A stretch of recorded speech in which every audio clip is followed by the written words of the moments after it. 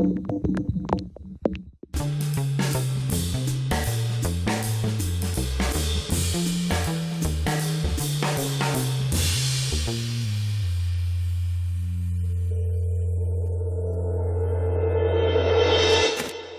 aquí con Rafael Pérez Gay y Héctor de Mauleón. Muchas gracias por aguantar en esta oficina.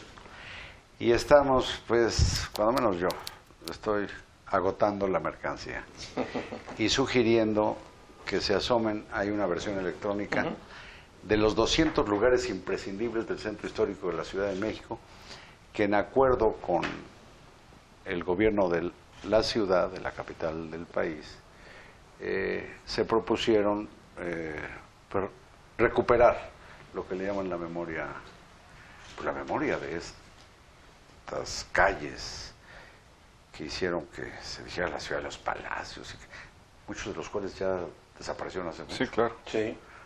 No se diga el tiradero de templos y de patios de iglesia que hubo para abrir las calles. Pues de los palacios coloniales, de las viejas casonas coloniales, consideradas palacios, quedan menos de 20. La destrucción... Y cuando Humboldt dijo la ciudad de los palacios... No fue Humboldt. Es otro de los mitos que hemos inventado. Sí, ¿quién fue? Era un viajero inglés que llegó en 1834. Se apellidaba Latrobe. Y él hizo un diario que se llama El Explorador en México. Y en ese diario, al narrar su entrada a la Ciudad de México, le pasa un poco lo mismo que le pasó a Bernal del Castillo. Díaz del Castillo deslumbrado. Pensó que no sabía si estaba soñando o era cierto lo que estaba viendo. Y entonces dijo, atravesé las calles de una ciudad que está hecha de palacios. A alguien se lo atribuyó en algún momento a Humboldt y se fue repitiendo el error. Pero entonces fue un inglés de apellido Latrobe. francés, Latrobe. Bueno, viene a colación lo que digo porque en Tacuba 51 y 55, esquina con Isabel la Católica, estuvo la casa donde vivió Juan de la Granja. Estamos hablando del año 1785 y primer tercio del siglo XIX, 1835, que es cuando vivió este hombre, que fue diplomático y empresario, pero introdujo en el país el telégrafo. Sí, es un personaje notable, es un personaje extraño, de origen español. Él estuvo en Estados Unidos y le tocó ver la llegada del primer telegrama, que decía In God We Trust. Órale. Ese es el primer texto que ahora aparece en los billetes de dólar. Le tocó ver eso, quedó maravillado y al llegar a México pensó, hay un mercado impresionante para traer esto aquí. Habló con Vicente Riva Palacio, que era el secretario de Fomento de Porfirio Díaz, y le propuso traer esa mejora.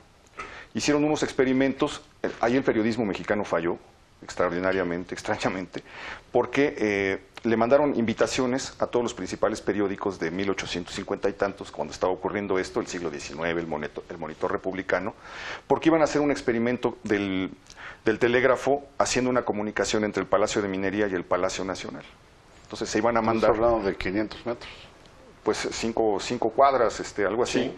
Se iba a mandar eso y ningún periodista asistió. Entonces estuvieron poniendo anuncios, invitando a la gente, llegaron algunos cuantos a ver de qué se trataba y de repente se dieron cuenta que se había cumplido uno de los viejos sueños del hombre, comunicarse a distancia. Decía Da Vinci, llegará el momento en el que se hablarán los hombres de un continente a otro y se contestarán.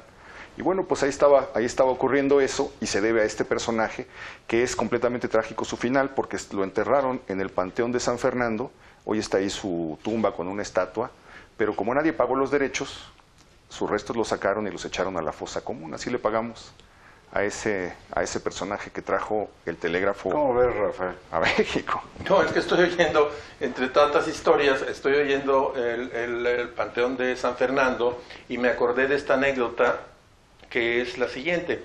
En el Panteón de San Fernando enterraron a Francisco Zarco. Bueno, el cajón que bajó en esa tumba iba vacío. Francisco Zarco no iba ahí. Francisco Zarco fue embalsamado y quedó en casa de uno de sus grandes amigos, un diputado Lara, quizás tú te acuerdes mejor del nombre, y estuvo sentado en casa de este diputado como si estuviera escribiendo. Me acordé de esta historia por el Panteón de San Fernando, porque uno llega ahí, lo primero que uno quiere ver es, bueno, era el Panteón, el primer Panteón que estaba a las afueras de la ciudad, y pues es parte del... Y donde originalmente estuvo la tumba de Benito Juárez, así es. Vicente Guerrero. Bueno, pues nos enteramos La hace pierna de Santana, hace poco de que el cajón, el ataúd de Zarco iba vacío. Me acordé de esta Bueno, historia. vean ustedes si no es de veras regocijante hablar con personas que saben tanto de algo que en lo poco que yo creo saber, pues lo deposito en algo que le digo mi enciclopedia de datos inútiles, pero son muy útiles cuando afloran y se deja constancia, como las placas dichosas que están poniendo.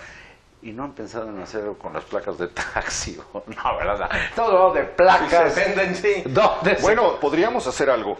En el Zócalo, en 1722, se puso el primer sitio de taxis, que eran carruajes, coches de alquiler, que es maravillosa la historia porque ¿No había... son los del buen tono?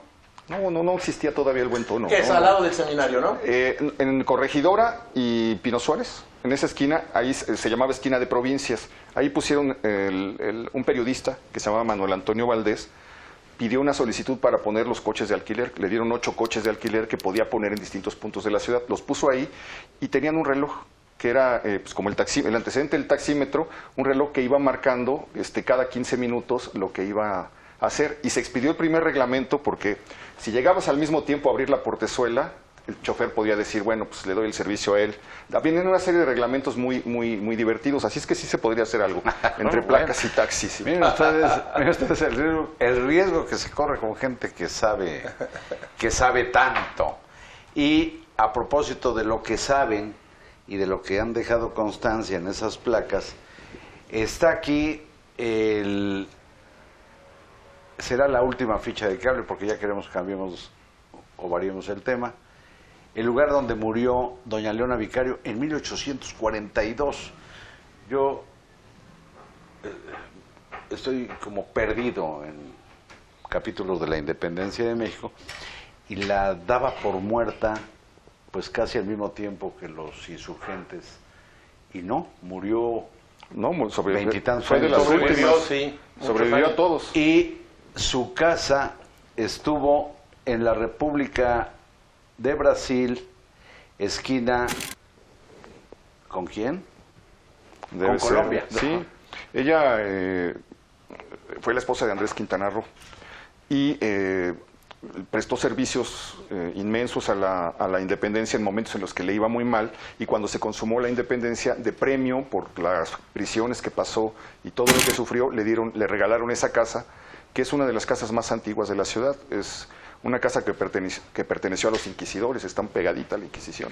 Vale. Y ellos la rentaban. Entonces el gobierno, cuando la Inquisición se fue y se abolió la Inquisición, etcétera, se la regalaron como un premio. Ahí vivió ella con su esposo, y ahí llegó a vivir Santana, cuando era un militar ambicioso, que llegó a buscar fortuna a la Ciudad de México, y le rentaron una habitación en el piso bajo. Fue huésped. Fue huésped. No todo mundo sabe, bueno, don Andrés Quintana Roo es conocido por sus trabajos poéticos y Leona Vicario fue su pareja. No todo el mundo sabe que Andrés Quintana Roo fue un periodista, como dicen, de fuste y fusta, es decir, junto con Cos, junto con autores como José María Cos, son lo que se llamaba las bocas de fuego de la independencia. Hicieron todos los periódicos, le dieron a las mujeres, pasaron una imprenta, los tipos de una imprenta, para llevarlas a Sultepec, en donde se harían estos periódicos. No deja de ser, al menos, inquietante que ahí entraran y salieran, en esa casa que señalamos ahí, salieran estos periodistas insurgentes que lograron lo que todos sabemos que fue la independencia de México. Bueno, termino mi recorrido a vuelo de pájaro casi, haciendo notar que estas placas no solo se dedican a próceres o gente que aportó tanto como este empresario diplomático que trajo el telégrafo al país, sino que también hay recordatorio, hay memoria de algunos ejemplares verdaderamente miserables, como es el caso de la casa que está en Academia número 12, en donde vivió Íñigo Noriega. No se olvide del nombre, porque Íñigo Noriega fue un empresario que financió la asonada contra el gobierno de Francisco I. Madero. Sí, fue un empresario, un hacendado y un terrateniente y un hombre que acumuló muchísimos negocios durante el porfiriato. Y que cuando llegó el desorden maderista, como le llamaban la gente de ese tiempo, y vieron todo lo que estaba ocurriendo y cómo se había salido de control todo, y cómo los que eran los criados eran ahora los patrones, etcétera, fue uno de los personajes que encabezó la reacción contra el gobierno de Madero, y como era muy rico, se encargó de dar el dinero para la compra de armas y preparar el golpe militar. Pistolas y el golpe voluntad. militar lo planearon en el Hotel Majestic. Ahí se juntaban, pretextando que estaban haciéndole reparaciones, llegaban carretones con cajas que traían materiales, etcétera, y eran en realidad las armas. Y todo eso fue financiado con el dinero de este personaje que vivió en la calle de Academia. Bueno, yo les agradezco mucho a este par de periodistas. Sí, sí, periodistas y escritores, porque además tienen gusto por la literatura, yo no sé si además por componer canciones y otras cosas, pero todos los periodistas se supone que escribimos, aunque sea bien, pero son periodistas y se diría escritores. Y solo les pregunto, aquí fueron 4 cuadrantes del centro histórico. Sí. ¿Piensan ampliar su margen de acción o ya lo dejan a otros? Porque debe haber mucho más de 200 lugares interesantes. Sí, desde luego. Como para desde luego hay mucho más de 200 lugares. Nos preguntaban también, bueno, ¿cuál fue el criterio que siguieron para elegir estos lugares? Bueno, es un criterio histórico, un criterio de lugares muy importantes, emblemáticos. Y efectivamente podría seguirse. Yo he dicho, y me parece que Héctor también, que este es un esfuerzo realmente modesto por iniciar algo que nosotros podemos hacer en el futuro u otros. Yo le agradezco mucho a Héctor de Mauleón, muchas gracias Rafael Pérez Gay por el gusto por que me han dado, espero que también a la audiencia. Querido Carlos, muchas gracias. Y salimos cuando menos yo, entre otras cosas, del muladar de la política. Muchas gracias. Gracias. Buenas Gracias noches. a ustedes y buenas noches.